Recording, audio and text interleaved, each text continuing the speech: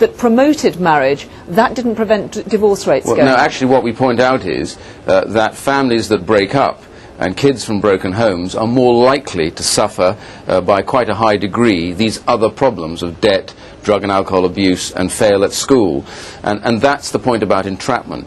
What we're actually talking about is trying to remedy these each in turn, but to accept, as a society, we have a major problem on our hands, that we have a growing underclass that, in its dysfunctional way, at the tip of the iceberg, crime is getting more violent, more persistent, and there's a street culture which values violence as part of that structure. Now, dealing with that is critical if we want to reduce the cost. I'm not surprised by it, because the content reflects what children and young people have been telling me since I've been in the post of Children's Commissioner. The harsh reality is we have been failing our children and young people. Now, we can debate endlessly the reasons for this. I'm much more concerned about the way forward. There is hope.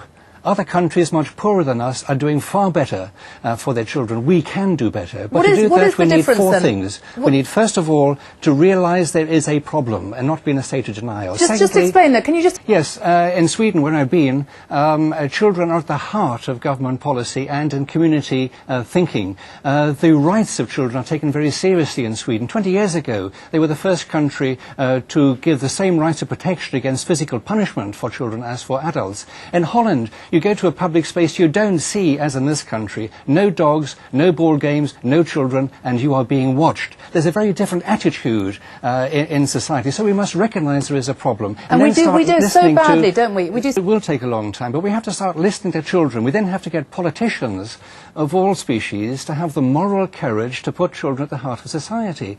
How do we feel about children in this country? Do we actually like children in this country? Why are 70% of media articles demonising children? Why is the respect agenda putting more and more children into prison? These are some fundamental questions we have to challenge in society. And it's not just... The nurture of children should be everybody's business. Parents, families, schools, communities, faiths, and government. We have to start asking ourselves, what are we doing in our families, in our communities, to make sure children are given the best opportunities for the future?